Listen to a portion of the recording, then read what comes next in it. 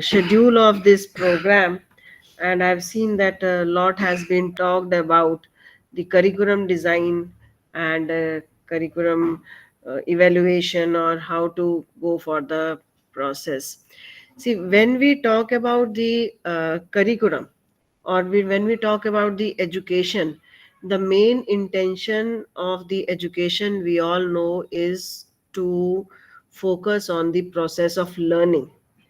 चाहे वो students learn कर रहे हैं, चाहे टीचर्स लर्न कर रहे हैं, जो मेन एम है वो है behavioural change through learning, right? And we all know कि अभी when we talk about education, we talk about knowledge, skill and attitude, right? और लर्निंग जब करानी है तो किस फॉर्म में है, वो हम आजकल आउटकम बेस्ड एजुकेशन के बारे में बात करते हैं. And we all have seen and we are also implementing the outcome based education, right? तो जब हम कह रहे हैं कि हमको लर्निंग करानी है, और हमारा जो करिकुलम डिजाइन प्रोसेस है, या करिकुलम हमें क्या पढ़ाना है, जब हम करिकुलम कहते हैं तो करिकुलम ये नहीं कि सिर्फ क्या कंटेंट्स हैं. See, it is not only what to teach, it also includes how to teach and how to evaluate. This is the main difference between the curriculum and the syllabus, जो हम लोग synonym की तरह use कर लेते हैं कि अच्छा करिकुलम मतलब सिर्फ सिलेबस, क्या आप पढ़ाओगे, या क्या लैब करोगे, या क्या बुक्स, जो आपको बुक्स यूज करोगे, क्या रेफरेंस टेक्स्ट बुक्स है, सिर्फ वो नहीं है. करिकुलम मीन्स कि आपको क्या कंटेंट्स, क्या पढ़ाना है, syllabus, and how you want to teach that syllabus. That is the pedagogy, how the knowledge has to be delivered. It's not only dissemination of knowledge, but the style of the dissemination of knowledge. And the third very important thing is, that is the evaluation. कि जब हम कह रहे हैं कि learn कराना है, outcome base है, तो उसको कैसे हमको इवेलुएट करना है या असेस करना है कि जो हमने पढ़ाया है, क्या वो बच्चे ने सीखा है, और क्या चेंजेस आए हैं, या उसकी लर्निंग एनहांस हुई है कि नहीं हुई है. All these things matter on the style of evaluation, right? Do you agree with me or not? Because assessment and evaluation is the key point which will check whether whatever we are teaching, how we are teaching, is successful or not. Are the students learning at to what level? सब चीजें जो है वो evaluation और assessment से आती हैं, right? Now there are two things which words which we are using: assessment and evaluation. Most of the time हम लोग इनको सेम नॉर्म की तरह यूज करते हैं. आप बताएंगे कोई कि कोई डिफरेंस है? Anybody can give me the reply. Is there any difference between assessment and evaluation, or both are same?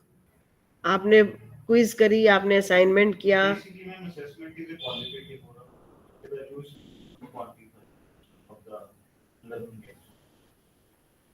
Basically, both are the different things. Yeah, they are, मतलब they are, the main aim is same, but आप assessment और evaluation को exactly दोनों words को interchangeably you cannot use. Assessment, if I say, is that you have different tools to assess. You are assessing कि आपने चाहे quiz से assess किया कि बच्चे ने क्या समझा, आपने प्रैक्टिकल एग्जाम लेके किया, आपने वाइवा वॉइस लिया, आपने सेमिनार लिया, एग्जाम लिया. एग्जाम में आप शॉर्ट टर्म क्वेश्चंस पूछ रहे हैं, लॉन्ग टर्म क्वेश्चन पूछ रहे हैं, न्यूमेरिकल्स पूछ रहे हैं. So assessment is that you are gathering the information कि बच्चे ने या आपने जो भी फंक्शन कराया उसके बारे में इंफॉर्मेशन को गैदर करना is your assessing. And using those gathered information और उसको एनालाइज करना, वो इवेल्युएशन है, right? I will come to this. The main thing is कि आप, okay, so one by one I'll come to this. So when we say assessment, it is gathering the evidence for that, how the what in the how whatever you have taught or what the student is learning, उससे कैसे आपको student की performance से क्या क्या आपने gather करना है. Collecting the evidence of student performance, of their strength और वीकनेस और इफेक्टिवनेस, या जो भी है. So main purpose of assessment is to improve the quality of student learning. ये तो सबसे बड़ी चीज हमारी एजुकेशन फ्रेमवर्क में, और as a faculty member this is the primary purpose to improve the quality of student learning. Secondary purpose में भी कि जो पूरा प्रोग्राम है उसकी इम्प्रूवमेंट हो, इंस्टीट्यूशन की इम्प्रूवमेंट हो, डिपार्टमेंट की इम्प्रूवमेंट हो, और उसके साथ कनेक्टेड जो भी स्टेक होल्डर्स हैं, चाहे टीचर्स की इम्प्रूवमेंट हो, सब चीज़ों पे जो है वो मेन अफेक्ट जो है वो असेसमेंट का है. And evaluation is basically using those assessment evidences for, और using that information to come up और टू एनालाइज के आप मतलब जो इम्प्रूवमेंट किस लेवल पे है. जैसे सर ने कहा थोड़ा सा उसी तरीके से कि हम क्वांटिफाई कर पाए कि हमने जो बच्चे को पढ़ाया और जो एग्जाम लिया उसमें जो बच्चे के मार्क्स आ रहे हैं प्रेजेंटेशन के, वाइवा के, उसको एनालाइज करना इज इवेल्युएशन, राइट. तो स्कूल में आप जब मार्क्स दे रहे हो, रिजल्ट बना रहे हो, वो सिर्फ एक तरह से हम असेसमेंट कर रहे होते हैं.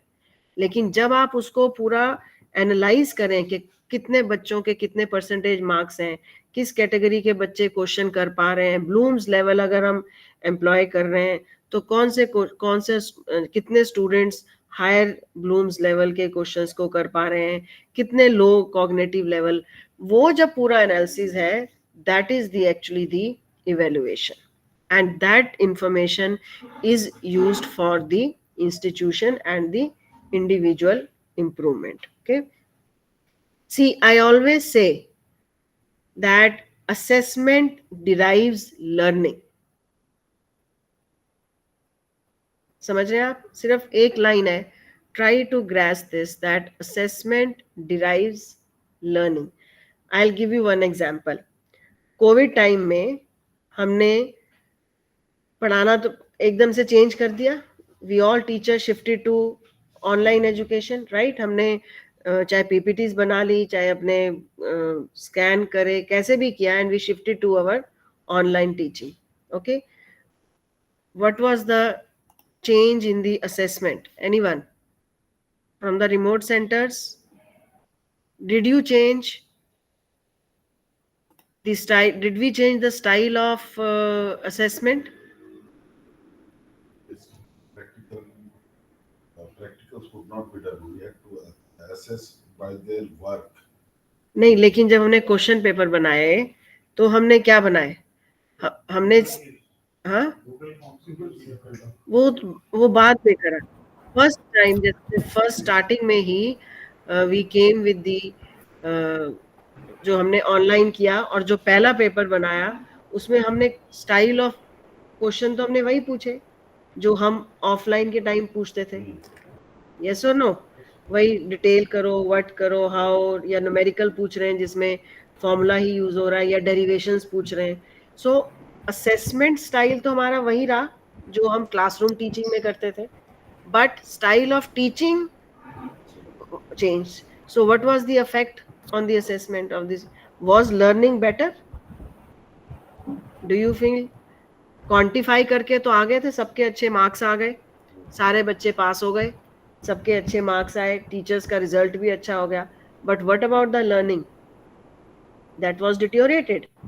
क्योंकि क्वेश्चंस, हम बच्चों को पता था कि हमें किस बेसिस पे असेस किया जाएगा, वही स्टाइल के क्वेश्चंस जिसके लिए पास हमारे पास उस समय यहीं खुले हुए नोट्स भी हैं, हमारे पास इंटरनेट भी है, मोबाइल पे व्हाट्सएप ग्रुप भी बच्चों ने बना लिए थे जिसपे वो चीटिंग कर रहे थे, बुक्स भी खुली हैं, मार्क्स सबके अच्छे, लेकिन लर्निंग खराब हुई. अब अगर आप रिलेशनशिप हम कहें कि जो हमने पढ़ाया और जो हमने इवेलुएट किया, फाइनल आउटकम होना चाहिए लर्निंग का, वो इनवर्स रिलेशनशिप हो गया. पढ़ाया और अच्छा, लेकिन रिजल्ट भी अच्छा आया, लेकिन लर्निंग खराब हो गई. और जबकि हम कहते हैं जब पढ़ाया अच्छा, नोट्स अच्छे थे, तो रिजल्ट भी अच्छा आया, तो लर्निंग बेटर होनी चाहिए. Are you getting my point और not? Right. So because assessment was not driving the learning. फिर जब हमने चेंज किया कि हमने देखा कि ये गलत हो रहा है, तो आपने गूगल फॉर्म्स बनाए, ठीक है, style of asking the questions change किया, प्रैक्टिकल बेस ज्यादा किया, या ऑनलाइन सेमिनार्स लिए उसके बेसिस पे किया, then your evaluation was changed और बच्चों की लर्निंग भी चेंज हुई, राइट। अगर आप फिर कुछ टीचर्स ने हमने क्या किया कि okay let it be open book. अब जब ओपन बुक होगा, बच्चे को आपने कहा कि आपकी इवेल्युएशन कैसे होगी, ओपन बुक से। So the student will know कि चाहे मेरे पास बुक पड़ी होगी, फॉर्मूला भी होंगे, नोट्स भी होंगे, बट जब तक मुझे इन डेप्थ नॉलेज नहीं होगी तब तक मैं वो क्वेश्चन नहीं कर पाऊंगा। तो बच्चा क्या करेगा, इन डेप्थ नॉलेज गेन करेगा, ताकि सब कुछ होने के बावजूद भी मेरी असेसमेंट ओपन बुक क्वेश्चन से होनी है, and I have to change. So learning किससे बड़ी, कि जो आप पढ़ाया आपने वही ऑनलाइन मोड रखा, सब कुछ वही नोट्स थे, सब कुछ वही था, बस आपने उसको इवेलुएट करने का तरीका बदला और उससे बच्चे की असेसमेंट चेंज हो गई। Do you get my point? हमारे टाइम में क्या होता था, कुछ लोग तो आप सीनियर हैं, वो आती थी 10 ईयर पेपर, आता था ना कि 10 ईयर पेपर, और ज्यादातर बच्चे क्या करते थे, सैंपल पेपर उठाते थे, वही 10 ईयर उठाते थे और उन्हीं को ही पढ़ के जाते थे और बढ़िया नंबर आते थे, क्योंकि असेसमेंट वाज कि वही क्वेश्चन टीचर है, वही पैटर्न है, वैसे ही क्वेश्चन है, उन्हीं में से आएंगे, तो हम भी वही याद करके 8 में से 5 करो तो हम वही 5 यूनिट कर जाते थे, 8 में से 5 कर लेंगे। और जब ये कुंजियां खत्म हुई और ये 10 ईयर खत्म हुआ, ऑब्जेक्टिव टाइप आए, मल्टीपल चॉइस आए, तो सब अलग तरीके से पढ़ने लग गए। वही टीचर थे, वही किताबें थी, वही क्लासें और वही हम हैं, but it was changed, right. So और लेकिन सबसे बड़ी इशू क्या है हमारे एजुकेशन सिस्टम में, इसको सबसे लास्ट पॉइंट माना जाता है। द मोस्ट, सबसे ज्यादा हम किस पे एम्फसाइज करते हैं, पढ़ाना क्या है, फिर हम कम उससे कम पे आते हैं कैसे पढ़ाना है, right. We do not change our style. हमने ऑनलाइन चेंज किया, मैथ्स भी ऑनलाइन पीपीटी से पढ़ा रहे थे, दैट वाज रॉन्ग, राइट। फिर लैब्स की प्रॉब्लम आई तो चलिए वर्चुअल लैब्स पे आ गए, या कुछ और तरीका ढूंढा, ऑनलाइन डेमोन्स्ट्रेशन करी, ठीक है। और सबसे लीस्ट जो प्रेफरेंस है, वी गिव ऑन इवेल्युएशन, और जबकि सबसे इंपॉर्टेंट इज इवेल्युएशन, कि बच्चे ने क्या पढ़ा, क्या समझा, क्या लर्न किया। मैं एक बड़ा अच्छा सा कार्टून दिखाती हूँ, इसमें है नहीं मेरे पास अभी, वो ओबी जब कराते हैं तो मैं बात करती हूँ कि 2 आदमी खड़े हैं जो 2 टीचर्स हैं और साथ में एक डॉग है, ठीक है। उसको मैं मान लेती हूँ वो कि वो स्टूडेंट की तरह उनके पास खड़ा है। तो वो एक टीचर जो है दूसरे को कहता है, भैया मैंने इस डॉग को ना विसल करना सिखा दिया। वो बड़ा, अरे तूने तो वो सिखा दिया जो उसकी कॉम्पिटेंसी नहीं है, कैसे सिखा दिया? उसने कहा नहीं नहीं मैंने अच्छे से सिखा दिया इसको। कहता अच्छा चलो लेट मी चेक। तो उसने डॉग को कहा कर विसल कर, और डॉग कैन नॉट विसल। तो उसने कहा come here and I you told me that you have taught him whistling but he is not. तो उसने बोला कि मैंने कहा मैंने सिखा दिया है, मैंने ये कब कहा कि उसने सीख लिया है, राइट। वही हम करते हैं। मैंने, मुझे सिलेबस दिया जी, फर्स्ट सेमेस्टर अप्लाइड मैथमेटिक्स, मैंने क्लासेस ले ली, मैंने क्विज ले ली, असाइनमेंट ले ली, मिड सेमेस्टर ले लिया, बच्चे का नंबर बना दिया, सब कुछ कर दिया, इवेलुएट भी कर दिया। ये नहीं चेक किया कि बच्चे ने सीखा है कि नहीं सीखा है, क्योंकि हमारी असेसमेंट हो रही है उसी उससे, बच्चे की असेसमेंट भी उसी मार्क से हो रही है, लेकिन जो फाइनल आउटकम है लर्निंग, वो कहीं पीछे रह जा रही है। This is the issue which right now also we are facing, कि हमें इवेल्युएशन के बहुत फुल प्रूफ अच्छे सिस्टम लाना चाहिए, जिसमें चाहे ऑफलाइन हो चाहे ऑनलाइन हो, सबकी लर्निंग हो और नॉलेज अपडेशन हो, right. So coming back to this, so evaluation is to determine the worth of the program, of the product, of the performance process. Okay, so अब इवेल्युएशन करनी कैसे है, कि हम टीचर्स कैसे असेस कर रहे हैं नॉलेज को, स्किल को और एटीट्यूड को, based on the educational goals.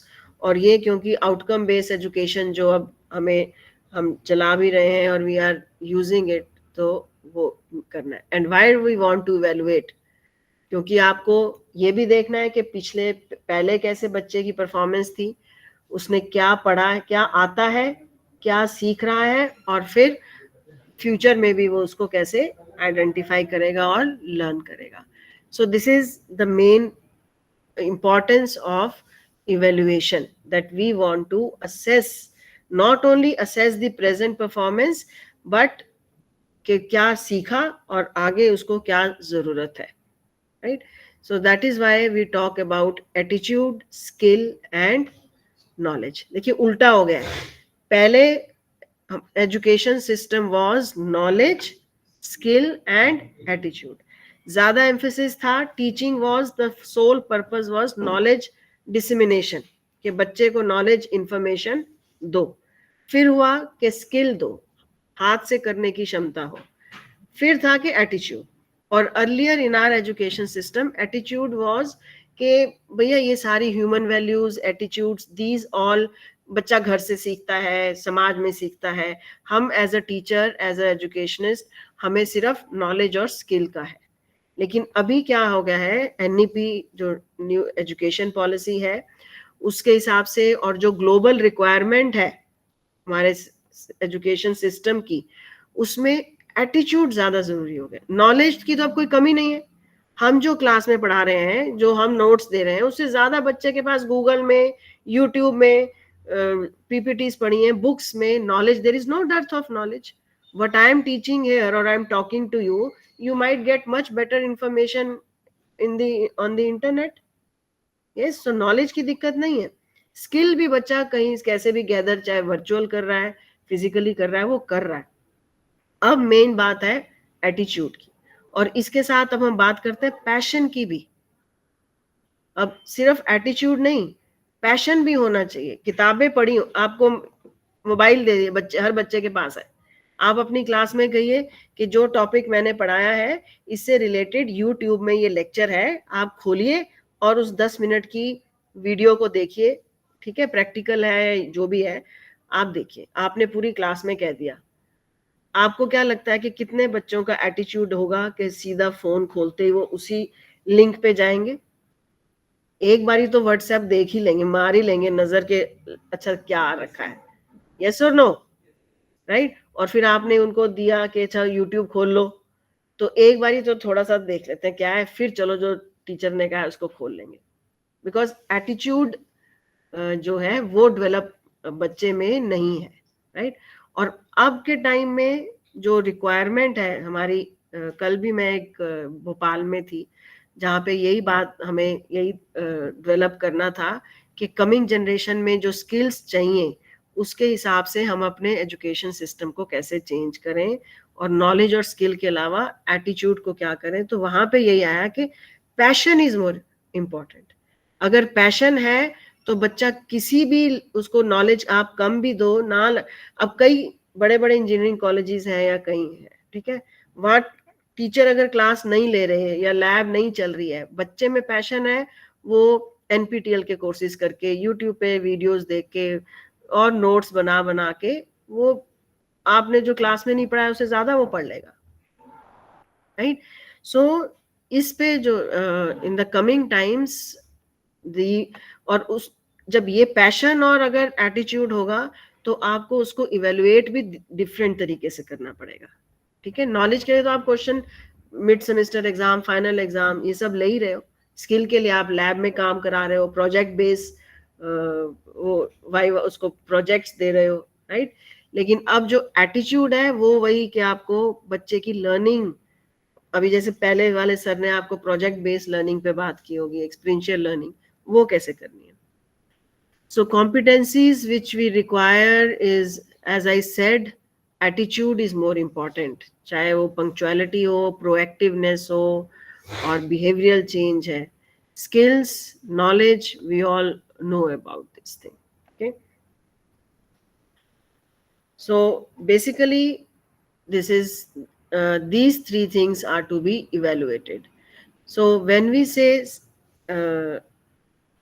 evaluation, we have three type of evaluation.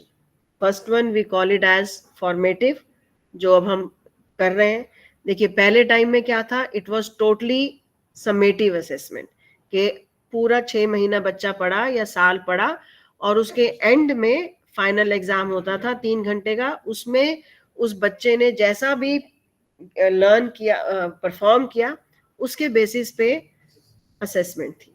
और सारी उम्र आप पूरा साल बच्चा मस्ती मारे, उन 3 घंटों में अगर नकल मार के चाहे कैसे भी, चाहे अच्छा परफॉर्म करके, वो इवेल्युएशन, वो असेसमेंट उसका थ्रू आउट लाइफ. 12th में अगर मेरे 12वीं में 90% नंबर है, चाहे पर्ची से कर रहे हैं, I am stamped as very intelligent person. Yes और नो. और अगर पूरा साल किसी बच्चे ने मेहनत करी पर उन 3 घंटे में वो बीमार हो गया या कुछ मेंटल प्रेशर हो गया या नहीं परफॉर्म कर पाया, तो उसके पूरे साल की मेहनत खत्म है. और वो सारी उम्र उन 3 घंटे की असेसमेंट के बेसिस पे ही will be termed as intelligent, और नॉट ओनली टर्म्ड एज, आगे की पूरी उसका career, life, learning will be affected on that. So that was the problem with that summative assessment. That is why the concept of formative assessment came into picture, कि जो बच्चे की learning को देखना है, जो इवेल्युएशन है, that should be a continuous evaluation from the day one he gets into the that particular course और क्लास. तो पूरा, तो तभी अब जो है फॉर्मेटिव है. आप लोग कितना परसेंटेज करते हैं, मतलब कितना आपका फॉर्मेटिव में है और कितना समेटिव में है? अगर 100 नंबर का पेपर है तो फाइनल एंड सेमेस्टर कितने मार्क्स का है? 60 का. तो 40 मार्क्स जो है वो आपके फॉर्मेटिव में है, कि उसमें चाहे पंक्चुअलिटी हो, चाहे क्विज हो, चाहे मिड सेमेस्टर एग्जाम हो. ठीक है. अब जो है अभी भी, now the new education policy is again, they are asking it for 60-40 now, कि 60 मार्क्स फॉर्मेटिव के और समेटिव के सिर्फ 40. क्योंकि ज्यादा फोकस ये देना है कि कंटिन्यूअस बच्चा क्या लर्निंग कर रहा है, बजाय इसके कि एंड में क्या याद करके घोट के जो भी है वो last. And the third part which is not अभी बीइंग टॉक्ड अबाउट, बट जो नई एजुकेशन पॉलिसी में है, जो हम कह रहे हैं कि एटीट्यूड, उसको भी इवेलुएट करना है. तो वो जो 60 मार्क्स फॉर्मेटिव के हैं, उसमें ही वो एटीट्यूड की इवेल्युएशन भी आएगी. उसको they are calling as authentic assessment. That is not be right now the part of our evaluation system, but in the coming times there will be the authentic assessment in which they will check कि बच्चे का passion क्या है, बच्चे ने presentation skills कैसी हैं, confidence level. जो अभी हम, अगर हम फॉर्मेटिव और समेटिव भी कर रहे हैं तो वो भी नॉलेज और प्रैक्टिकल का ही कर रहे हैं ना.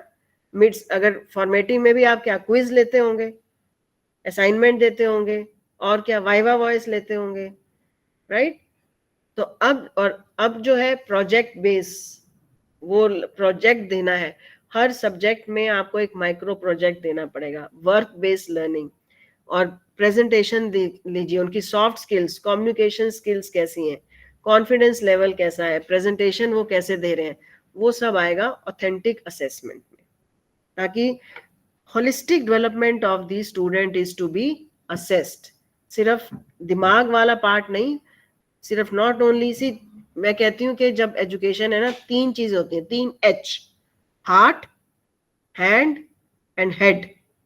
हेड मतलब हमारा दिमाग, कॉग्निटिव लेवल. हैंड्स मतलब आपका हाथ, स्किल करने की क्षमता.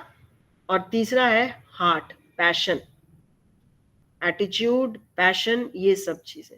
तो ओवरऑल बच्चे की जो डेवलपमेंट या लर्निंग होनी चाहिए वो इन तीनों चीजों से होनी चाहिए. Okay. So formative assessment we know that पूरे साल का, and summative is at the conclusion of the programme, that we all know. Okay, right. So if we have the formative and summative assessment, so it is a win-win situation for the both, for the students as well as for the teacher, because बच्चे को भी पता है कि मैं किस level पे move कर रहा हूँ, मेरी क्या प्रॉब्लम्स हैं. ये नहीं कि एंड में जाके पता चले कि मुझे सब्जेक्ट नहीं समझ में आया या मैं प्रॉपर परफॉर्म नहीं कर पा रहा हूँ. So it is for the student also it is good, and for the teacher also it is good that he can know what is the continuous improvement बच्चे की कैसे हो रही है, किस लेवल पे वो अंडरस्टैंड कर रहा है कि नहीं कर रहा है, या अप्लाई कर पा रहा है कि नहीं. Okay, so this is just the comparison of formative and the summative evaluation. तो इन चीज़ों से तो हम कवर ऊपर आ चुके हैं कि अब हमारा सिस्टम ही जो है वो इसको ले रहा है कि दोनों इवेल्युएशन को हमको करना है. ओके, सो इवेल्युएशन के लिए एक चीज और बहुत जरूरी है, that is the feedback part. This is the difference के असेसमेंट असेस किया, उसके साथ आपने फीडबैक भी लिया. So feedback can be constructive for the corrective and constructive purpose. Feedback लेना भी जरूरी है. और उस अब एक तरह से मैं कहती हूँ कि आपने जैसे बीच में क्विज लिया, ठीक है, एक बात है आपने उस क्विज से सिर्फ मार्क्स नोट कर लिए कि ये रोल नंबर 1 के 4 नंबर, रोल नंबर 2 के 6 नंबर. क्या वो एक फीडबैक है? क्या आप उसको फीडबैक की तरह यूज कर सकते हैं? क्यों नहीं यूज कर सकते सर? अगर आपने एक यूनिट का क्विज लिया, ठीक है, एक तो आपने उसको सीधा क्वांटिफाई कर दिया, नंबर दे दिए. अब उस यूनिट के में जो आपने क्विज लिया, आप सीओपीओ भी जानते हैं, कोर्स आउटकम वगैरह पे करते हैं काम.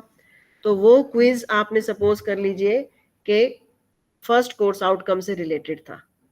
तो आपको क्या वो जो क्विज के मार्क्स हैं या जो क्विज बच्चों ने दिया है, आप उसको एक टूल की तरह यूज कर सकते हैं, एक फीडबैक मैकेनिज्म की तरह, कि बच्चे ने इस पॉइंट टॉपिक को समझा है कि नहीं समझा है.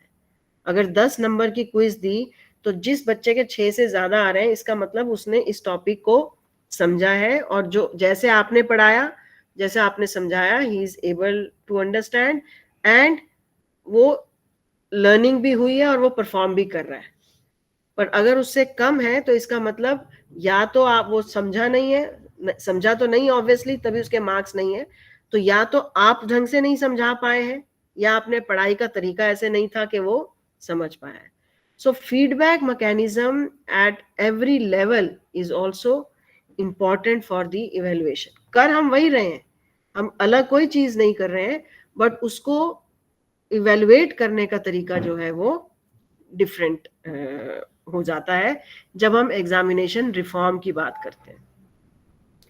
Right, so we can differentiate between the different evaluation techniques also. जब क्वालिटेटिव करना है कि क्वांटिटेटिव इवेल्युएशन है. सो क्वालिटेटिव में आपके इंटरव्यूज हैं, ओपन एंडेड क्वेश्चन, सर्वेज हैं, एम्प्लॉयर इंटरव्यूज हैं, ये सब चीजें आपकी at the end of the time qualitative evaluation के लिए. और क्वांटिटेटिव के लिए वो हम ऑलरेडी करते ही हैं, examination, written, oral presentations, research papers, projects, ये सब करते हैं. ओके, या this I won't go into detail. So you have assessment, direct assessment and indirect assessment. ये OB based ज़्यादा है. So indirect assessment mainly ये final year students के लिए या final पूरे degree program की evaluation. See, when we are saying assessment, 3 level पे हम काम करते हैं. Assessment and evaluation at the course level, जो बच्चे ने कोर्स में पढ़ा, एक सब्जेक्ट में पढ़ा. Assessment and evaluation at the programme level, कि जब डिप्लोमा करने आया तो पूरे बच्चे ने पूरे उस डिप्लोमा में क्या सीखा उसको इवेल्युएट करना. और एक evaluation at the institute level, कि जो बच्चे आपके पास पूरे प्रोग्राम्स में आए, उन्होंने क्या सीखा, उनकी प्लेसमेंट क्या हुई, वो evaluation. So at the 3 levels we do the evaluation. Teachers are directly related to the first level of evaluation, that is the direct evaluation, which we use for the जो हमारे एग्जाम और subject से related हम लोग programme करते हैं. और indirect assessment is when we take the assessment of the students from different stakeholders, कि जो बच्चा अगर जो उनको कंपनी प्लेस जॉब कर लेके जा रही है, वो उनकी असेसमेंट दें, सिर्फ नॉलेज नहीं कि उसने क्या सीखा, जब वो कंपनी उसको लेके गई उसका टीम वर्क कैसा है, इंटरपर्सनल स्किल कैसे हैं, मैनेजमेंट स्किल्स कैसे हैं, लीडरशिप क्वालिटीज हैं कि नहीं है, कम्युनिकेशन स्किल्स हैं कि नहीं है, वो उनकी इवेल्युएशन हो। एल्यूमिनाई दे के बाहर जाके जो हमने पढ़ा क्लास प्रोग्राम में पूरा वो कैसे यूज हो रहा है, that type of assessment. So this is again indirect assessment. Okay. Yeah. So what is the main goal? First of all, evaluate the learning goals. कि अगर वो बीटेक इन कंप्यूटर साइंस करने आया है तो क्या आउटकम्स एक्सपेक्ट कर रहा था, क्या लर्निंग गोल थे, क्या वो उनको अचीव कर पाया कि नहीं कर पाया, right. Then assessment is to evaluate the teaching methods. जैसे मैंने आपको कहा, सिर्फ ये नहीं है कि क्या पढ़ाना है, not only what to teach but it is how to teach also. So what teaching methods we are employing. Then also to evaluate the curriculum, क्या पढ़ा रहे हैं, क्या वो रेलिवेंट है, कि हम अभी इलेक्ट्रॉनिक्स की बीटेक करा रहे हैं और हम उसको अभी वैक्यूम ट्यूब्स पढ़ा रहे हैं, या हम माइक्रोवेव में ही घुसे हुए हैं और we are not talking about the latest technology and all, right. So all these things can be checked with the different ways what we are using for the evaluation or for the assessment, right. So what are the various challenges, कि क्या आप students को rightly evaluate कर रहे हैं. आप बताइए sir, कोई आपको चैलेंज लगता है कि आपको कभी इवेलुएशन या असेसमेंट में हो, एनी चैलेंज, या कोई आपको अभी पिछला सेशन था ना आपका सर, ये किस पे था, प्रोजेक्ट बेस्ड लर्निंग. तो उसमें बात हुई कोई कि जब आपको प्रोजेक्ट बेस्ड लर्निंग थी उसको इवेलुएट कैसे करना है, जाना चाहिए, इस पर भी बात हुआ कैसे किया जाना चाहिए, क्या हो रहा है वो तो वास्तविक है ही sir madam. Actually it is by viva system, या we have internal presentations also with the staff, not a single staff, a group of staff. But what should be done is with industry, as it is said, like terms, like selecting of projects. या देखिए sir, जो अभी जैसे जो present system है उसमें हमारी evaluation normal चल रही है और कई सालों से वो चल रही है, हम उसको मान के चल रहे हैं. लेकिन अभी जो आने वाले टाइम में when we are talking about the various different type of teaching learning processes, है ना, हम ब्लेंडेड मोड में भी पढ़ा रहे हैं. आप सब समझते हैं ब्लेंडेड मोड. जैसे अभी ये ब्लेंडेड, कुछ पार्ट आप सब्जेक्ट का ऑनलाइन कर रहे हैं, कुछ ऑफलाइन कर रहे हैं, राइट. अब यूजीसी ने कह दिया कि जो ऑनलाइन भी अगर कोई भी बच्चा कोई सब्जेक्ट पढ़ रहा है उसकी भी इक्वल वेटेज है जो बच्चा क्लास में पढ़ रहा है. तो इसका मतलब बच्चा ऑनलाइन कोर्स भी कर सकता है. मूक कोर्स भी अभी आपके उसमें नहीं आए होंगे, बट आ गया है. NPTEL हाँ, और एक IIT बॉम्बे का भी चालू कर दिया है, स्वयं पोर्टल, by agreement. स्वयं पोर्टल का.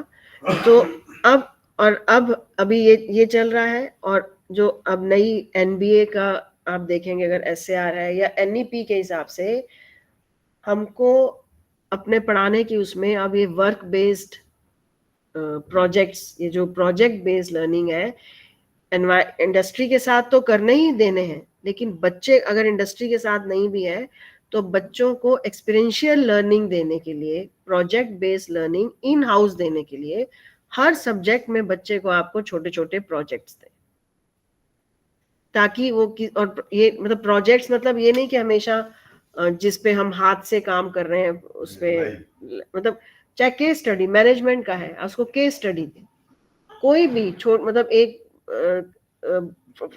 प्रोजेक्ट पेपर दिया, अच्छा इसको पढ़िए, इवेल्युएट करिए, राइट. सो आने वाले टाइम में जो इवेल्युएशन है, बच्चे की असेसमेंट है, ओवरऑल नॉलेज की, उसमें ये सब चीजें आएंगी, राइट.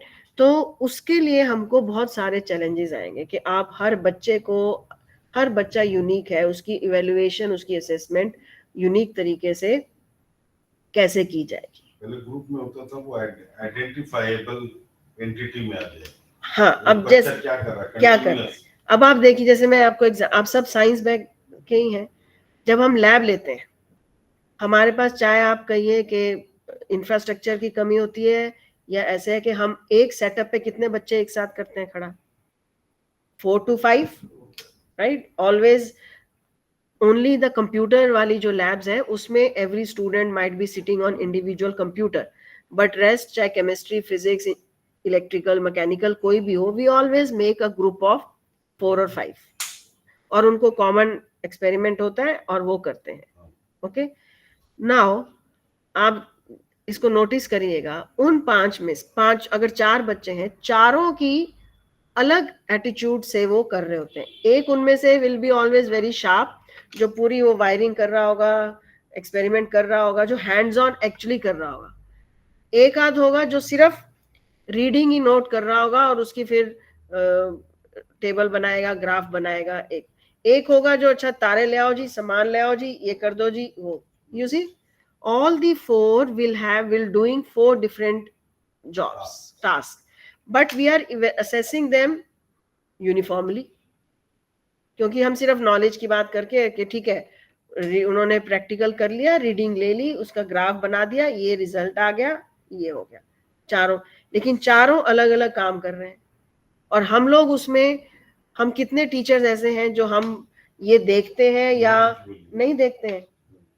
और फिर उसका प्रॉब्लम कहाँ आती है, जब हम प्रैक्टिकल फाइनल लेते हैं, तो जिन बच्चों ने हाथ से किया होता है वो तो अच्छा कर देते हैं, लेकिन जो बाकी हैं वो बता देंगे, वाइवा अच्छा दे देंगे, ठीक है, थ्योरी लिख देंगे, लेकिन हाथ से करने में उनके हाथ कांपते हैं, क्योंकि पूरा semester they have not done it, right.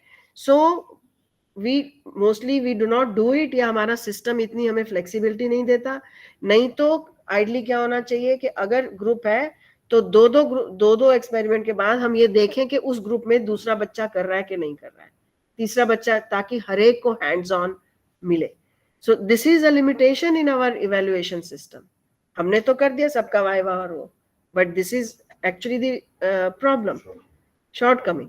हम असाइनमेंट देते हैं, क्या है असाइनमेंट का रिजल्ट, 1-2 मास्टर कॉपी बनती है और उसकी मल्टीपल कॉपीज होती हैं। वी ऑल नो, कई बच्चे तो रोल नंबर भी चेंज नहीं करते हैं। हमने भी अपने टाइम में ऐसे किया, भैया जो लड़की अच्छी होती थी या थोड़ी ज्यादा होती थी, या लड़का कोई होता था, सब उसकी कॉपी लेके और वही रख देते हैं। अब हमने अपना काम कर दिया कि हमने इवेलुएट कर दिया। यही प्रॉब्लम कोविड में या ऑनलाइन सिस्टम में है, we give the same type of questions. और अगर हम अब, लेकिन हमारा सिस्टम भी ऐसा है, और हमें भी, कि क्या हम अगर 50 बच्चे हैं, क्या हम 50 अलग क्वेश्चन दे सकते हैं? Can we evaluate them on 50 different levels? We can not. Madam time लगेगा, पर हाँ। then this is what improvement you are asking us. Yes. You are asking us for continuous contact and evaluation of the child. Exactly. For myself, let me be frank. I also have adopted evaluating the child on the right time. आज जैसे tutorial लिया, आज ही बैठ करके sign करना, सब check करना है। It is also that what I am teaching, how they have grasped. Yes. And how they have performed. But फिर आप देखिए कितना टाइम देना पड़ता है। You have to improve yourself. Exactly. You are improving the efficiency of working it out. जब सबको अलग क्वेश्चन देंगे तो यूनिफॉर्म नहीं रहेगा। सर, सबको अलग तो नहीं दे सकते हैं, वो तो देखिए, वो भी एक अलग है कि जब सबको आप 50 क्वेश्चन समेटिव में, तो आप सेम ही क्वेश्चन पेपर दोगे, क्योंकि क्वेश्चन पेपर की भी, मैं बताऊंगी आपको, एक रिलायबिलिटी होनी चाहिए, वैलिडिटी भी होनी चाहिए, है ना। जैसे जेई का एग्जाम होता है या कोई भी होते हैं, उसमें 3-4 सेट्स अलग बनाते हैं, लेकिन वो ऐसा नहीं होता है रैंडमली सीरीज बनाते हैं। वो ये नहीं होता है कि रैंडमली किसी भी लेवल के कोई भी क्वेश्चन किसी सीरीज में डाल दिए। वो जब सीरीज में क्वेश्चन सिलेक्ट होते हैं, तो वो बकायदा टीम होती है जो चेक करती है उनका हार्डनेस लेवल एट पार है कि नहीं, ताकि अगर मेरे पास चाहे ए आए, चाहे बी आए, चाहे सी आए रेंडमली, मेरा जो नॉलेज लेवल का चेक है that should not be affected by the type of question we are being asked. तो हम वो जस्टिफाई नहीं कर पाएंगे कि हम कहें कि 30 बच्चा है, 30 अलग क्वेश्चन बनाए। वो काम तो अलग होता है, बट हाँ। Selecting a person, here we are testing the knowledge and we are trying to always improve the attitude of the child. Of the child, yes, exactly, Purpose is not failing a child, yes, but then instigating the inner qualities to come learn. out. से sir मैं तो कहती हूँ कि आजकल teacher का main M है making.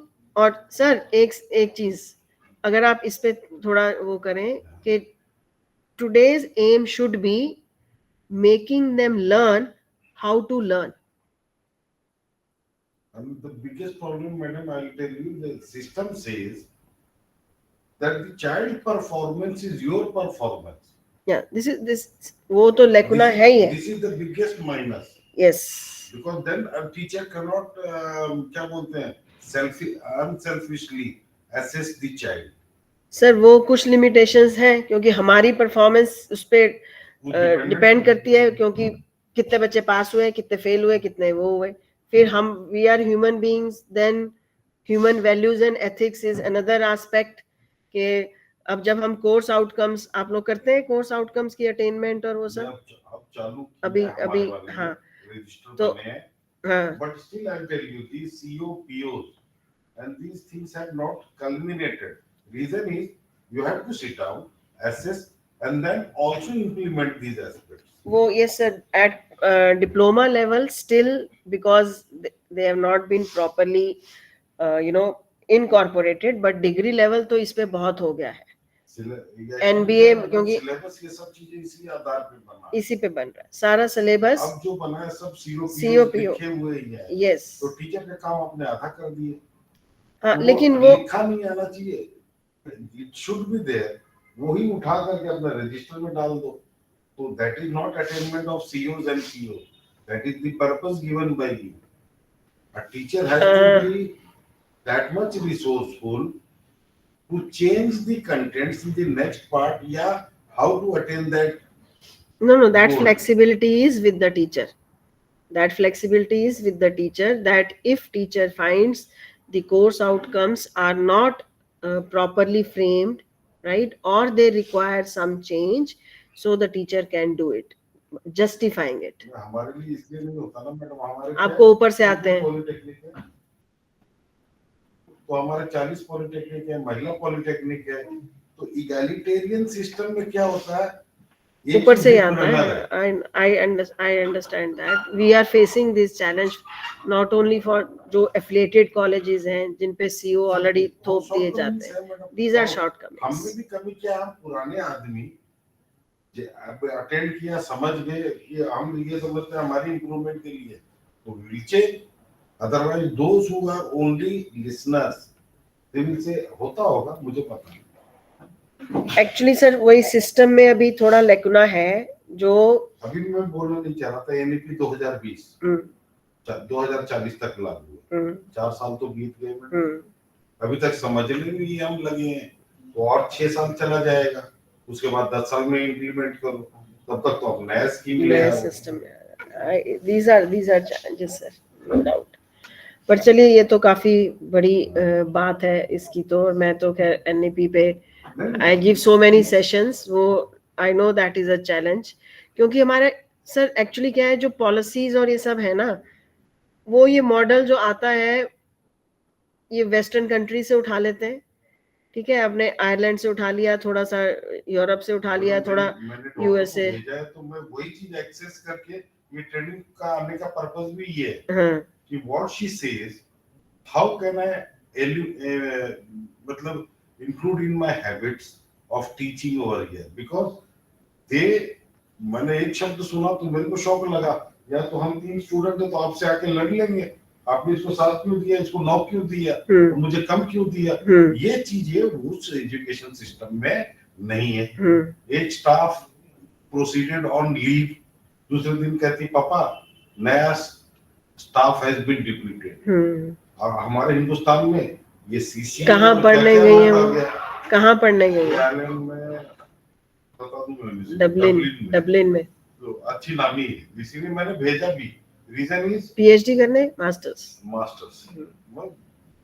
They have to learn. I am also learning from हर एक्सपीरियंस।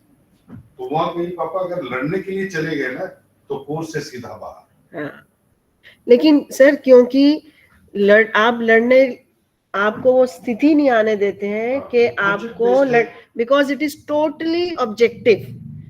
आपने क्वेश्चन पेपर दिया, आपने परफॉर्म किया, आपके 7 नंबर आए, 8 नंबर आए, तो उससे कोई फर्क नहीं पड़ेगा कि मैं इवेलुएटर हूं या कोई और इवेलुएटर है, क्योंकि रुब्रिक्स इतने अच्छे से उनके डिफाइंड होते हैं कि जो आपने लिखा है, जो आपने परफॉर्म किया है, उसके बेसिस पे नंबर है। तो वो यहाँ पे क्या है, अच्छा ये चाचे का है, ये उस टीचर ने कहा है भैया इसका ध्यान रखियो, या इसने मेरे को जरा सुबह नमस्ते बड़ी अच्छी करी है। गांव में चले जाओ तो भैया वो मुझे आम की पेटी दे गया था।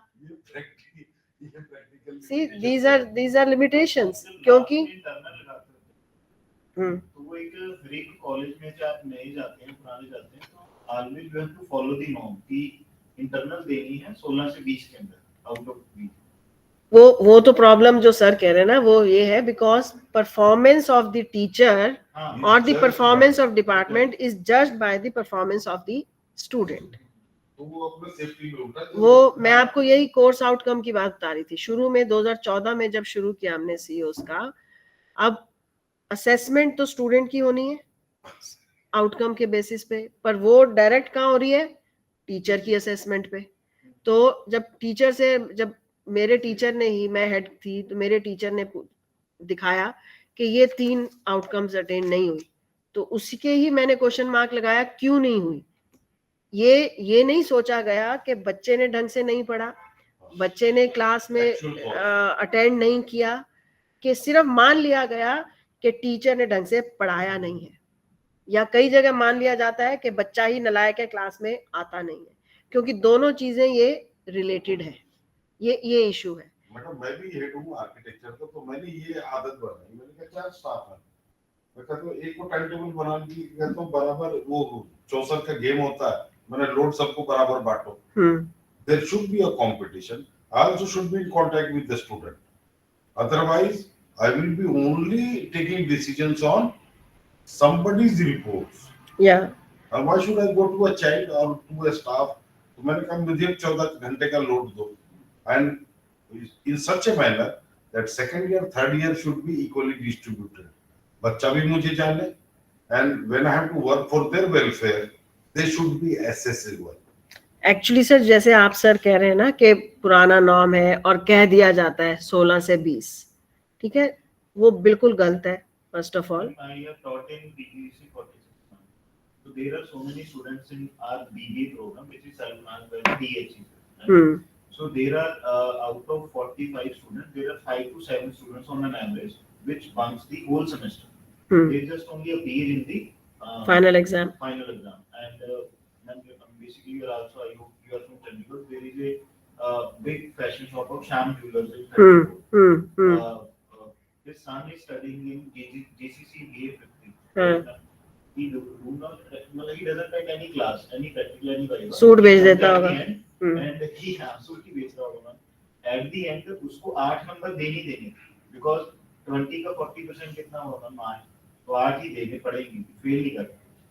तो वो सर तभी ये हमारे सिस्टम का लेकुना है। तभी सर अभी जैसे आप गए नए कॉलेज में, आपको कहा 16 से 20 देना है, ठीक है, आपने मान लिया, कोई किसी ने डंडा तो नहीं मारा।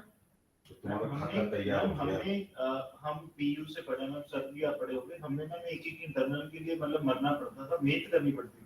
तभी जो है ना सर अभी टीचर नहीं डरते ना, वहां पे टीचर नहीं डरते। और आप जो करो वो प्राइवेट वाले का, दैट इज आल्सो फैक्ट्री। उनका तो बिजनेस मॉडल है ना, उनके लिए education is a business model. आप फेल करोगे तो आपके पास बच्चा आएगा नहीं, आपके पास बच्चा तभी आएगा जब उनको पता होगा कि यहाँ पे अब शाम वाला आप अच्छे से काम करो तो 50,000 नहीं बढ़ेगा, तो बराबर उतना है। इसीलिए सर अभी जो है फेल करता हूँ तब भी सब स्टाफ का मीटिंग लेता हूँ, और कई बार तो मुझे ये करना पड़ता है, स्टाफ अगर नहीं जाति पर आ जाता है, अन्य चीजों पर आता है, वो तो उसकी कॉपी लेके आओ, I will be assessing it today. then egalitarianly we take a decision कि what is right for that student. एक बच्चे ने तो मैडम मुझे इतना तंग किया, 6 जगह से कॉल आ गई, हाँ, क्या करूं? ये सिस्टम में तो है ना सर, लेकिन थोड़ा सा as a faculty member specially जो कमिंग जनरेशन्स हैं उनको थोड़ा सा स्टैंड लेना चाहिए। मैडम कोई सपोर्ट करे, सब सब वही बेचारे तो- नहीं तो क्या करेंगे? नहीं, वही मैं कह रही हूँ, प्राइवेट में तो बाहर निकाल देंगे, तो जो से प्राइवेट में तो बाहर निकाल देंगे उनको तो। कॉलेज के बाहर पिटाई, अंदर वाले गवर्नमेंट में भी ऊपर से फोन आ जाते हैं कि इसको पास करना है। नहीं, मगर मैं तो रिटर्नेंट हूँ मैडम, मैं किसी का नहीं सुनता, मुझे तो फोन भी नहीं आता। देखिए सर, मैंने भी प्राइवेट में पढ़ाया 10 साल जेपी में। वही ज्यादा सीखते हैं मैडम। हाँ ठीक है, अगर आप एक बार झुकते हो तो आपको बार बार झुकाया जाता है। तो आपको पता है वो पसंद अगर नहीं आपको आप अपने काम के प्रति सही हैं और वो नहीं गलत नहीं कर रहे हैं तो 2-3 बार आपकी रगड़ाई होगी, सुनवाई भी होगी, है, धमकी फिर भी इमेज होगी, बन जाएगा। उसके बाद इमेज बन जाएगा भैया इसको हाथ मत लगाओ, ये वो है, ये सुनेगा। ये नहीं सुनेगा। सरकारी में तो चल जाता है, प्राइवेट में भी थोड़े से अगर आप अपना टफ स्टैंड लेंगे और आपके काम में फिर ये नहीं होगा कि भाई उसकी उस समय नहीं मानी, बाद में फिर 16 से 20 ही दे रहा है, तो वो थोड़ा सा है चैलेंज। आई अंडरस्टैंड, स्टैंड भी नहीं लिया जाता, नौकरी का भी खतरा होता है और भी 100 तरह के प्रेशर्स होते हैं, आई वेरी अंडरस्टैंड, बट धीरे धीरे ये सिस्टम थोड़ा थोड़ा तो थोड़ा बोल्डनेस लानी पड़ेगी जरूरी। और तभी जो रुब्रिक्स की हम बात करते हैं ना, असेसमेंट की, जब अगर आपको 16 से 20 तब कहा जाएगा जब ओपन एंडेड होगा, भाई तेरे हाथ में 5 नंबर पंक्चुअलिटी के हैं, तूने एक भी नहीं आया, लगा दे अटेंडेंस, 5 हो गए, 5 नंबर इसके हैं, लगा दो। अगर आपके रुब्रिक्स या आपके जो पैरामीटर्स हैं वो फिक्स होंगे तो आप किसी तरीके से उसको बदल नहीं पाएंगे। अगर ऐसे होंगे जो सब्जेक्टिविटी नहीं है, मैं बैठी हूं कि आप बैठे हैं, अगर वो बच्चा आया है तभी उसके वो दिखेंगे, नहीं तो दिखेंगे ही नहीं। तभी हम ये इंटरव्यू क्यों खत्म कर दिया ग्रुप सी डी से, हर जगह है सर ये सिस्टम, हमारे हर जगह सी और डी के जैसे नौकरी में गवर्नमेंट ने इंटरव्यू क्यों खत्म कर दिया, क्योंकि चाहे बच्चे ने रिटर्न में 80 ले रखे होते थे और 20 उसका कोई क्राइटेरिया नहीं था इंटरव्यू का, हम कहते थे हाँ जी बच्चे ने बहुत अच्छा किया इंटरव्यू में, 20 में से 18 दे देते थे, और जो जिसका थ्योरी में 5 है उसको 20 दे के उसके ऊपर ला के दे देते थे, क्योंकि ओपन एंडेड था, मेरे हाथ में है वो 20 नंबर। अब वो खत्म कर दिए, अब वो पूरा ही टोटल जो भी है वो बच्चे ने जो परफॉर्म किया है वो सामने है। तो अब चाहे कलेक्टर का बच्चा है चाहे चपरासी का है, वो जो पेपर करेगा उस हिसाब से होगा। तभी जो ये इवेल्युएशन असेसमेंट का हम बात कर रहे हैं, यस, तो उसके लिए सर पैरामीटर्स आपको फ्रीडम होनी, डिग्री ऑफ फ्रीडम होनी नहीं चाहिए कि टीचर के हाथ में है कि तूने ये 4-5 नंबर देने। टोटली जो इवेल्युएशन सिस्टम हो वो ऐसा हो कि जो बच्चे ने किया है, वो कोई बच्चा हो, कैसा बच्चा हो, इवेल्युएटर टीचर है, चाचा है, मामा है, it will be reflected on his performance. तो अगर आपके फ्री वाले वो मार्क्स नहीं है इंटरनल, तभी पहले internal assessment was open, yes और नो, CIA करके होता था, that internal assessment was totally open, आप दे दो जी 20 में से, फिर आपका मन, मुझे इसकी शक्ल अच्छी लगती है, इसने मेरे को नमस्ते अच्छी करी है, ये मेरे उसका रिश्तेदार है, दूसरा टीचर पे भी ध्यान रख लियो यार मेरा पड़ोसी है। अब है ही नहीं भैया ध्यान रखने के लिए कुछ, इसीलिए इंटरनल पूछा भी मैडम कितना दे दूं, तो 100 में से मुंह खोलने वाले 96 बोल गए। मैंने कहा तू रिजाइन करने के लिए कह रहा है? इसीलिए वी टॉक, ये अच्छा चेंज हो गया क्या ये,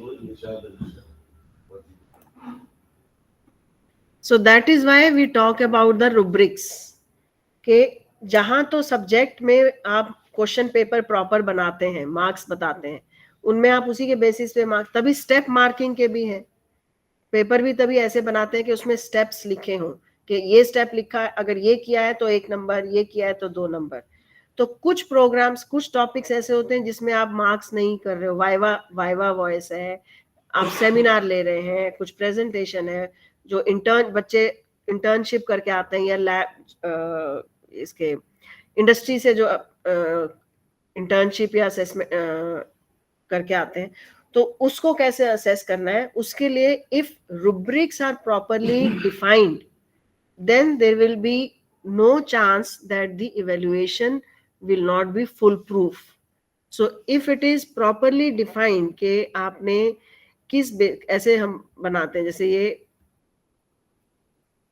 अच्छा मैंने बनाया इसमें, so बिल्कुल उसमें क्वांटिफाई करके कि अगर बच्चे ने प्रेजेंटेशन दी, ठीक है, उसकी कम्युनिकेशन स्किल्स कितनी थी, इंप्रूवमेंट चाहिए, सेटिस्फैक्ट्री, गुड या एग्जाम्पलरी।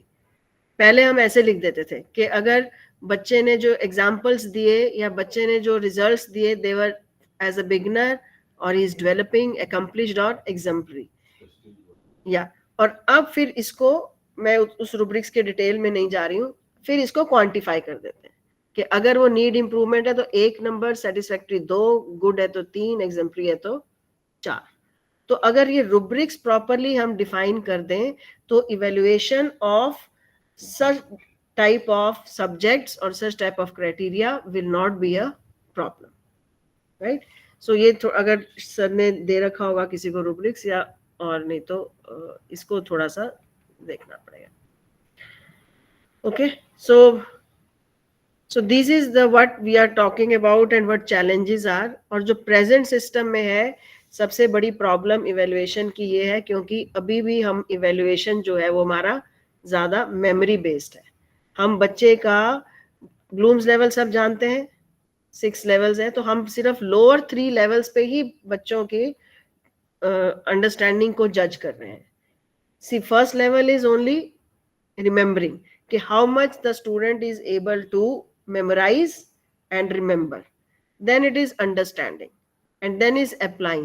so जो अभी सिस्टम है वो इवेल्युएशन में क्वेश्चंस हम क्या देते हैं, detail, discuss, what is this, explain, differentiate, compare, illustrate, numerical भी देंगे तो direct use of the formula, बच्चे को फॉर्मूला याद है तो कौन सा लगाना है और कैसे लगाना है, बस वो है, right. So we are not able, present system is not able to evaluate the actual students capabilities के फॉर्मूला पता है, उसको अप्लाई कैसे करना है। मुझे अगर इलेक्ट्रिकल का बच्चा है और मैं कहूँ कि सीधा क्वेश्चन लगाना है, तो हम क्या करेंगे, इस कमरे में 5 बल्ब लगे हैं, 4 पंखे हैं, 3 पावर पॉइंट है, केवीएल केसीएल लगाइए, बताइए कितना पावर यूज हुआ। This is a simple thing, right. But if I से नाउ आई हैव दीज, इतने बल्ब है, इनका वोल्टेज ये है, इतनी ट्यूबें हैं, इनकी वोल्टेज ये है, इतने पंखे हैं, इनकी वोल्टेज ये है, नाउ डिजाइन करो इनको कैसे प्लेस करें कि मेरी इतनी पावर। वही सेम नॉलेज, वही same information is required, but the style of asking the question will be helpful to evaluate कि बच्चे के अंदर कितनी समझ के अप्लाई करने की क्षमता है, डिजाइन करने की। आर्किटेक्चर में अब अगर आप आर्किटेक्चर के हैं तो you will be more focused towards the designing part. आप सिर्फ यही पूछते रहे कि प्लानर व्यू क्या है, फ्रंटल व्यू क्या है, उससे ज्यादा इफ यू से कि okay design a table with the 20 chairs और जिसमें ये हो, सो वही नॉलेज बच्चे की काम आएगी बट डिफरेंट तरीके से।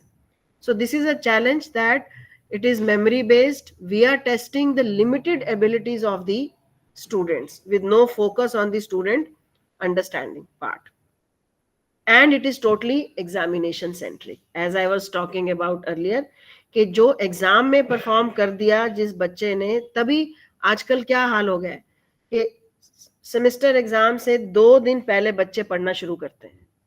दे will mug up, they will try to, मतलब सब कुछ घोट लो, एग्जाम वाले दिन वोमिट आउट करो, और हफ्ते बाद ये नहीं पता होता कि पिछले सेमेस्टर में सब्जेक्ट क्या था, because our system is examination। they also know कि इसी में करना है, बाकी आप चाहे पूरा सेमेस्टर कुछ भी करो। so to overcome these, so these are main drawbacks in the present evaluation system। that another thing is examination dictates curriculum decisions। आप बच्चे से क्या एग्जाम में पूछ रहे हो वही हम क्लास में पढ़ा रहे होते हैं। आप कई बार देखिए लास्ट के दिनों में आपकी क्लास में अटेंडेंस फुल होती है कई टीचर्स के, क्यों? क्योंकि उनको बच्चों को ये पता होता है कि जो टीचर ने ना एग्जाम में डाला है वो आखिरी 2 दिन वो सिलेबस उसी समय बनता है। इसलिए वो नालायक से नालायक बच्चा भी जो पूरा सेमेस्टर क्लास में नहीं आएगा, वो आपको लास्ट के 3-4 दिन में वहीं बैठा पाएगा सबसे आगे, because this is the problem with our system and it does not prevents experimentation. जैसे सर कह रहे हैं, the teachers are not given the autonomy. मेरा सब्जेक्ट है, मैं उसको कैसे क्या क्वेश्चन पूछना चाहती हूँ, कैसे इवेलुएट करना चाहती हूँ, I do not have autonomy, क्योंकि मेरे पास लिखा है कि इस करिकुलम में 2 mid exam, 2 assignment, 1 final exam. I say कि मुझे सी प्रोग्रामिंग, ऐसी जब हम करिकुलम बनाते हैं, C programming theory lecture 4 practical 2। आप में से है कोई कंप्यूटर से या बहुत हाँ। सो सी अगर प्रोग्रामिंग में if your teacher is forced to conduct 4 lectures, 2 practical and theory paper on C, I should be given the autonomy कि I want to make it reverse. Let the students sit on the computer and do the programming rather than doing it on the paper. But we do not have that system. This is the major issue which hampers the proper treatment of subject and sound method of teaching. In your pharmacy, अगर आप बच्चे को सिर्फ equation ही लगाते रहो H2SO4 HNO3, और इससे अच्छा वो लैब में जाके करेगा तो उसको ज्यादा क्लैरिटी होगी, right? So and then teachers assessment is link, ये तो हम बात कर ही रहे हैं कि टीचर की assessment is link to the student performance. Inappropriate selection of examiners, that is on the higher level. No uniform criteria or specifications. इसमें अब थोड़ा change आ गया है OB से. So guidelines are not strictly followed. Human factors governs, यही जो हम बात कर रहे थे, human nature, human factors, social factors, so many factors, undue pressures, unfairness, and then subjectivity. It is my criteria, it is my prerogative, मुझे कैसे देना है. तो ये सब नॉन ट्रांसपेरेंसी. तभी अब जो है इंजीनियरिंग कॉलेजेस, उसमें हर बच्चे को पेपर दिखाना अब जरूरी है. हमारे राजस्थान में तो बहुत बंद भी है. अच्छा, नहीं दिखाते? इंजीनियरिंग कॉलेजेस बंद हो गए तो आरटीआई. अच्छा, वो तो बंद, हाँ, क्योंकि ट्रांसपेरेंसी, क्योंकि बहुत ज्यादा सब्जेक्टिविटी ऑफ द टीचर थी कि टीचर अपनी मनमानी कर रहे हैं, अपनी मर्जी से दे रहे हैं, जो देना है दिखाइए सबको. बिजनेस मॉड्यूल हो जाता है प्राइवेट कॉलेज का है. हाँ, बिजनेस मॉड्यूल वो तो बहुत ज्यादा अफेक्ट करता है इसको. सो दैट इज वाई हमारे पास टाइम कम रह गया है. मैं 2 चीजें, या this is the what AICT is talking about to bring the reforms in the examination policy. First thing is adoption of outcome based education.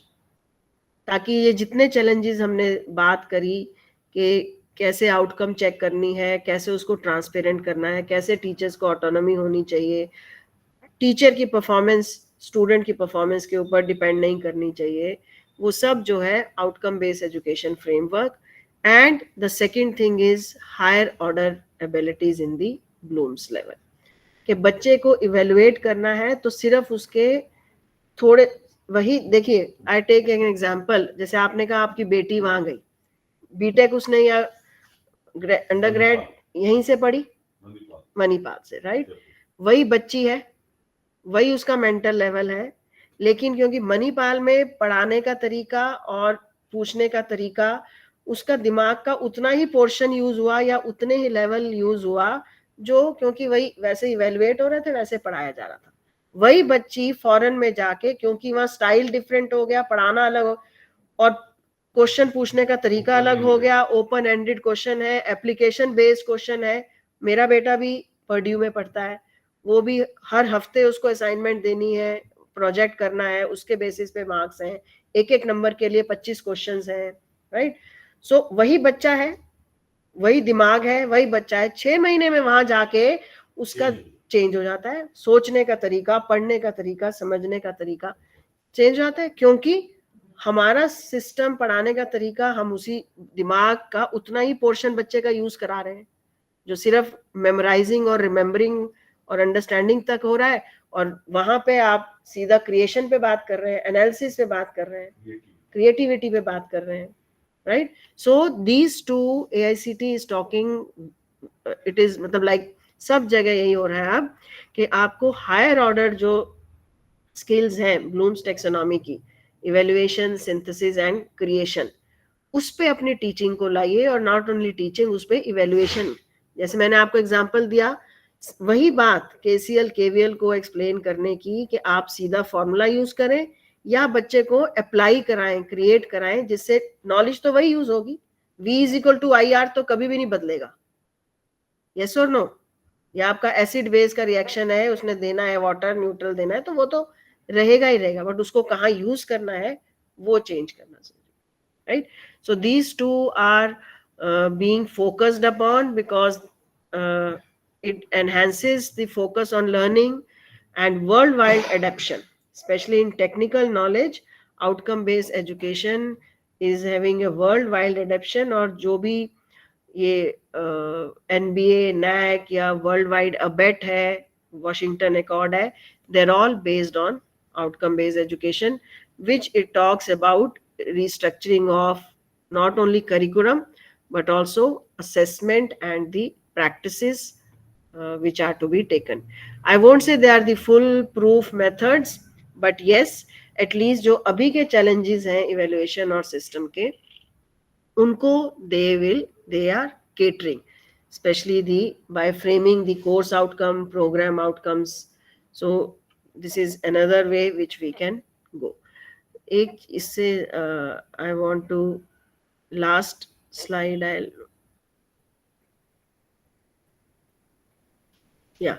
so question paper for, because evaluation at the end of the day major chunk जो है वो question paper का, चाहे assignment, चाहे quiz की form में, चाहे multiple choice, चाहे final question paper में, तो हर question paper को Bloom's level से भी map करना चाहिए। आप लोग I don't know अभी कर रहे हैं कि नहीं, but in engineering colleges those who have gone for the NBA and NAC, they are doing it and they must be doing it.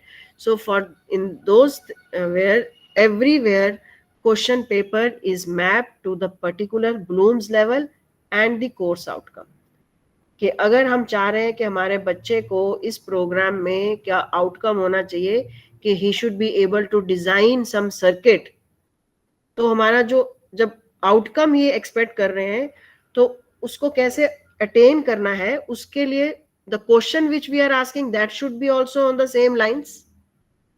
Are you getting my point?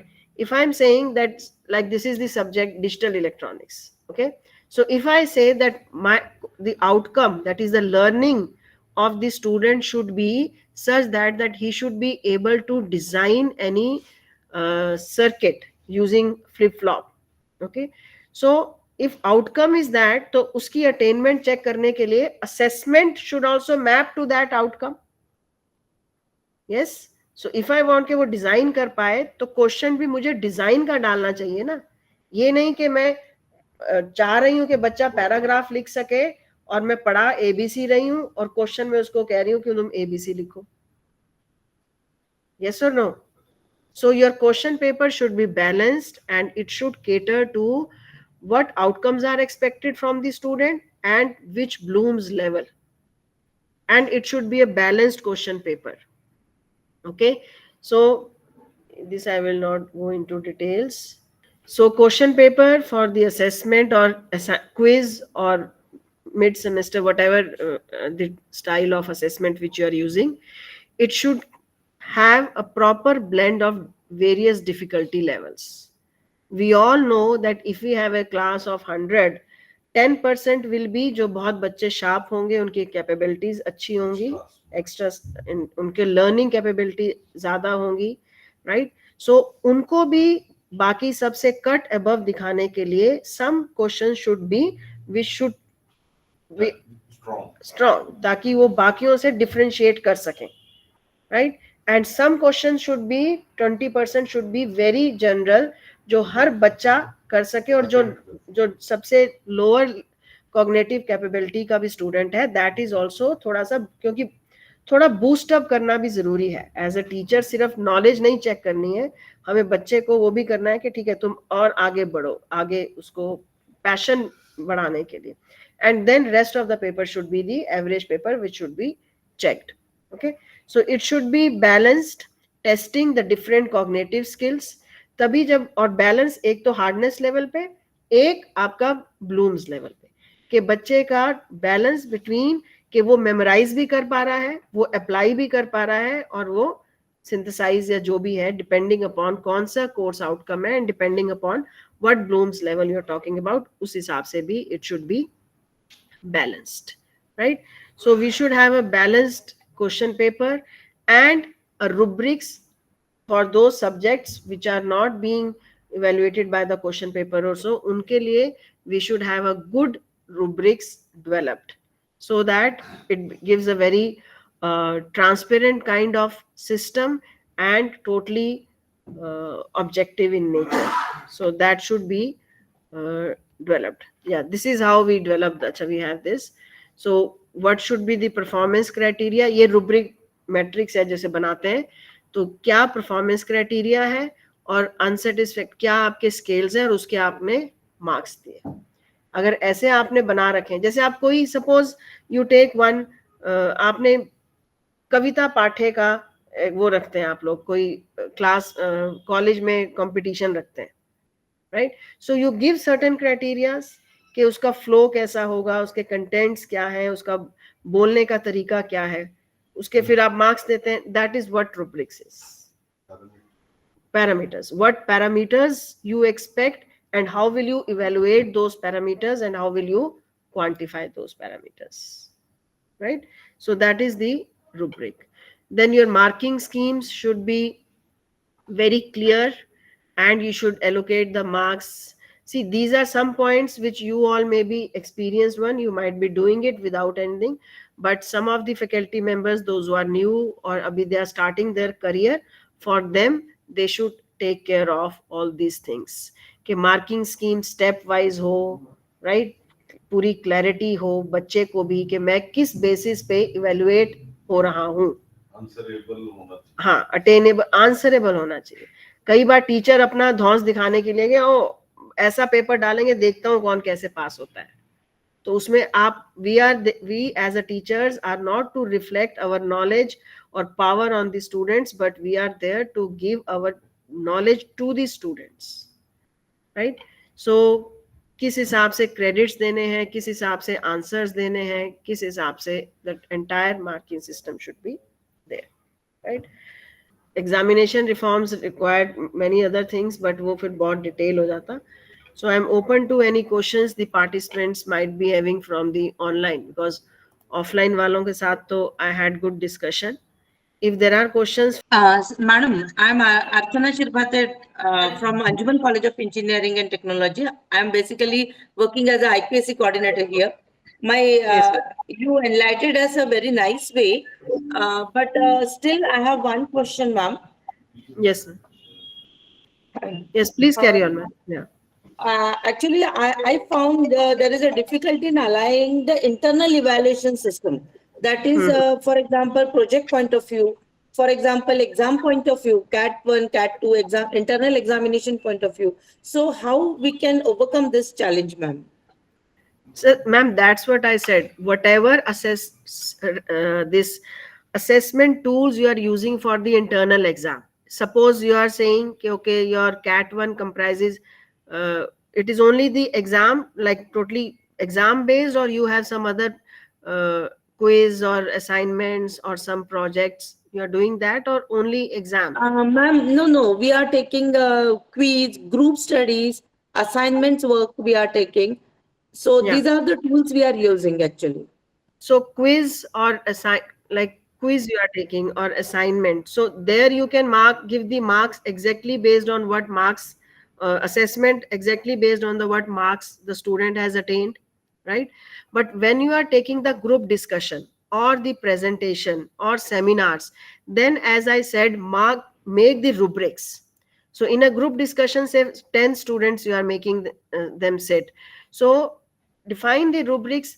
Who is presenting the point, who is answering to the questions, who is more vocal, who is just so make a proper rubrics and then you can mark them. That will bring the uniformity in the students evaluation.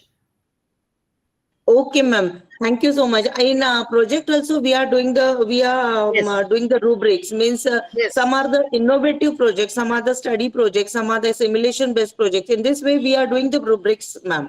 Yes, exactly. Like, so if you are putting the project, what is the novelty? The student, Yeah. like you have different criterias, okay? So what is the novelty? How the project is performed? What is its social relevance? The project report, okay? Or how well structured the project has been assessed. So if those rubrics are properly in place, then there will be uniformity, and there, as I said earlier also, there will be no subjectivity in the assessment of the students. Yes, ma'am. Thank you so much. And your examples were very means in day to day life we are finding such examples. जिसने मुझे अच्छे से good morning नहीं किया, इस basis पे evaluation नहीं होना चाहिए. Very nice, ma'am. Yes. You are addressing these challenges strategically, and the institution can streamline their evaluation system. Basically, you mean to say for enhancing the NAC accreditation ranking. Thank you so much, ma'am. Thank you. Thank you so much. Thank you.